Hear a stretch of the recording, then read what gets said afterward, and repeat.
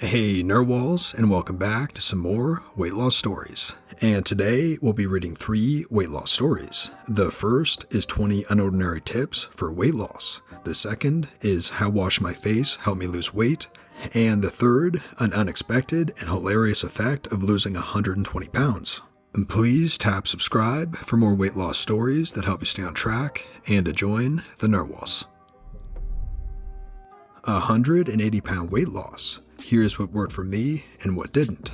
I made myself pretty sick listening to the typical weight loss advice, so I'm writing this post to tell everyone what worked, what didn't, and why, along with some advice. 1. See your doctor and get a health profile first. If I had done this, I would have known I had low blood pressure. I therefore would not have listened to people who told me to reduce my salt intake and drink only water. I almost died, so take it from me. Reducing salt with low blood pressure is not awesome. 2. Self-test for food allergies. Method 1. Treat yourself like a baby. Start with easy-to-process foods and add back 1 food a week. Reduce or eliminate foods that give you stomach pain, bloating, or an allergic reaction. Method 2. Every week or 2 weeks, eliminate a food or food type. Look for reduced bloating or weight loss, and look for stomach pain, etc. when you add it back. That's how I found out I was allergic to wheat, and why I got tested for celiac. I lost a ton of the weight just from stopping the allergic reactions. 3. Don't guzzle drinks. If you're so thirsty you need to knock back an entire bottle of water, you're too thirsty. Drinking that fast causes stomach pain, which in turn makes you want to avoid water. Drink lots throughout the day to stay hydrated. 4. Drinks aren't food lubricant. Your body is mostly water, and it needs water more often than most people drink it. If you're just having a glass or a liter, hello McDonald's cup, of liquid with every meal, you're not drinking enough. Or in the case of a big takeout cup, you're drinking too much. 5. Avoid high fructose corn syrup. That's all I have to say about that.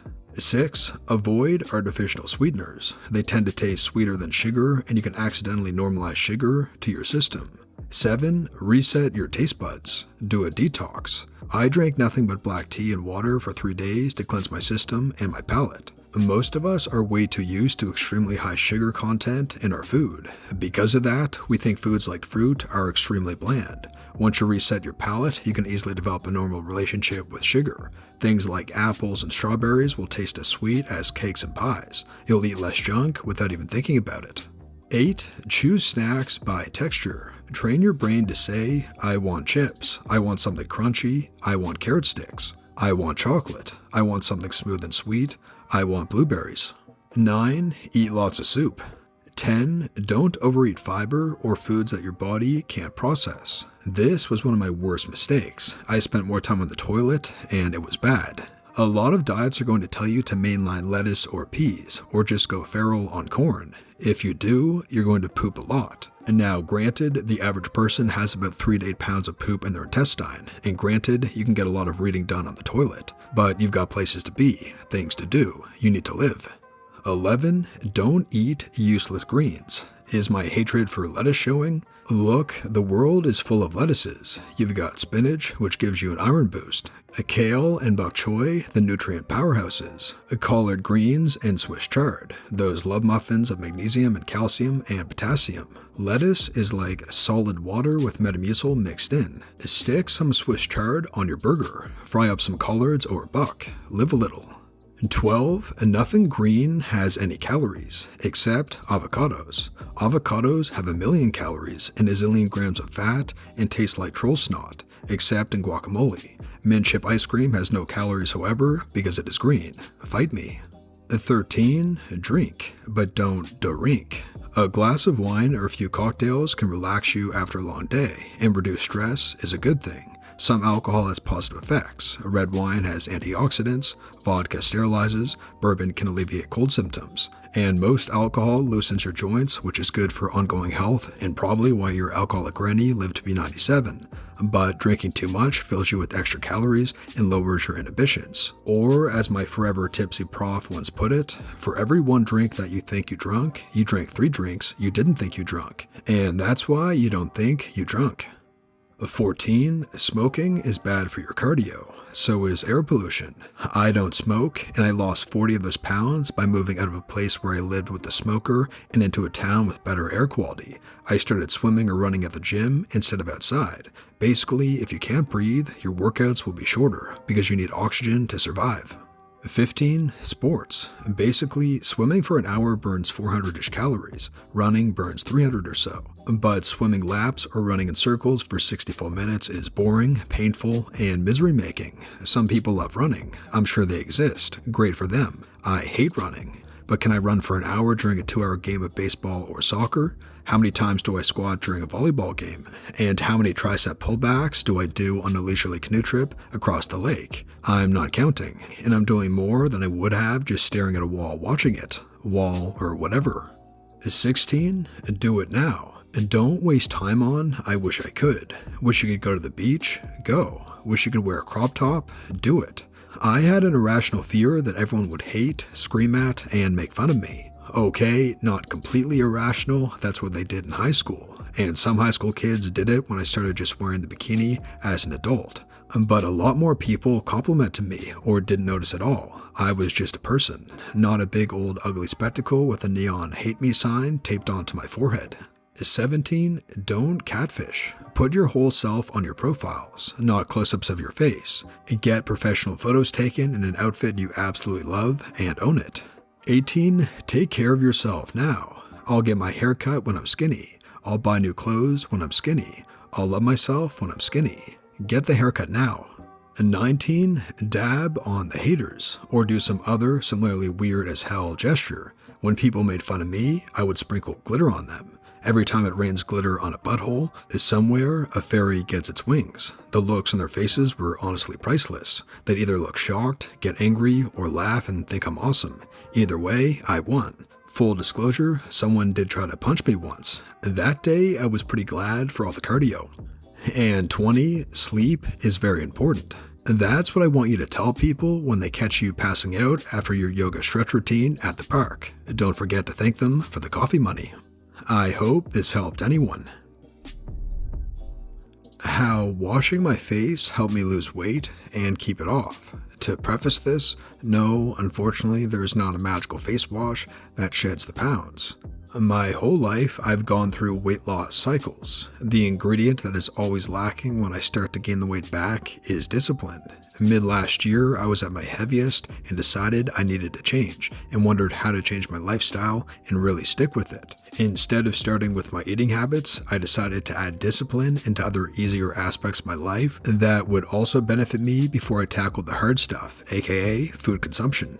I vowed that every single night, no matter what, I had to do a face wash routine. On vacation, face wash. Sick day, face wash. Home from the bar at 4 a.m., face wash. I did not make any exceptions for myself. Crying, face wash. Since then, I had lost 20 pounds in 3 months, 5'1" female, and maintained my weight longer than I ever had before. In the last 2 months, I've gained back 5 pounds, and my face looks a mess. And you know why? Because I made way too many recent exceptions to my nightly face routine. That dissolved my discipline practice. So you know what I did tonight, and I'm going to continue doing tomorrow, and the next day, and the next? Wash my face. An unexpected and hilarious effect of losing 120 pounds. Since I started losing weight, I got nothing but encouragement from thin people. However, in the past month, more and more people in my everyday life are picking on me about it. They mock me by saying in an intentionally moronic voice, "Oh wait, this is calories," before eating something that I wouldn't.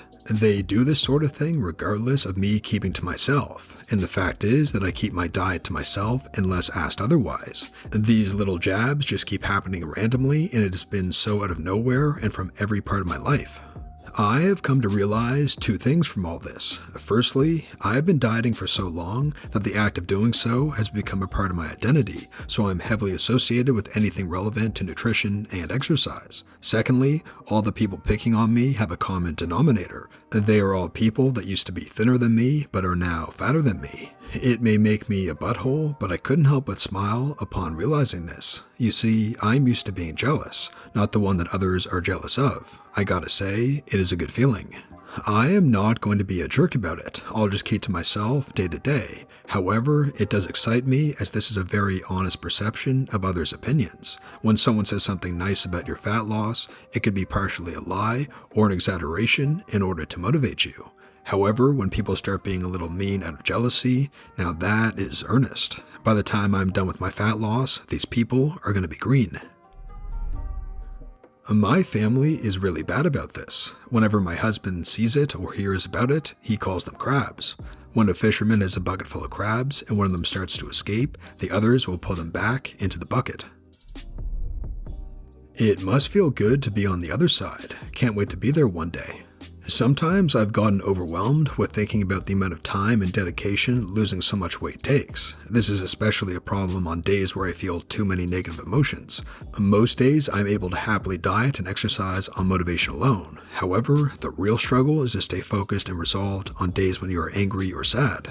Something I remind myself is that the benefits of weight loss happen gradually, not altogether at the very end. Life becomes gradually easier and less painful as you progress. You look better every week and impress people who go more than a few weeks without seeing you. The general feeling of wellness and pride grows constantly. Sure, in the end, I will be granted an extra level of happiness that comes with putting so much effort into a singular goal. However, the rewards have come steadily the entire journey. People are buttholes. My family loves to make comments about weight constantly, whether you're bigger or smaller, and it's so annoying. I know it's from a place of concern, as certain health issues are hereditary and are more likely to happen if another person has these same issues, but ugh. It's interesting to know that there are a possibility of actual jealousy after weight loss. I know you said that you don't mind it too much, but I hope the people around you will get over themselves soon. My family is like this too. I remember 6 months postpartum after I had my first child. My grandfather walked up to me at a party, physically shook my stomach, and loudly asked, "Do you already have the second one in there?" He knew that I wasn't pregnant. He was just being rude, and I was mortified. A few months later, after I lost all the baby weight and an extra 20 pounds, he saw me again and made a disgusted face and said, "You need to get to the gym right now because you are much too small." Buttholes are buttholes are buttholes. And they don't actually care what weight you are. They just want to make you feel like crap because they feel like crap. I'm happy for you that you've lost the weight, and you should feel proud of what you've accomplished. Sometimes the best way to deal with people like this is to simply avoid any personal conversation aside from general pleasantries. They've demonstrated that they are not interested in associating with you in a friendly manner on a consistent basis. Be uplifted in the knowledge that you are looking out for your own health and include your mental health in there. Don't hang out with bumholes. And that brings us to the end, Narwhals. Please tap subscribe for more weight loss stories that help you stay on track and to join the Narwhals. And lastly, here's our featured Narwhal of the Day. Keto and intermittent fasting works for me when R&Y surgery failed.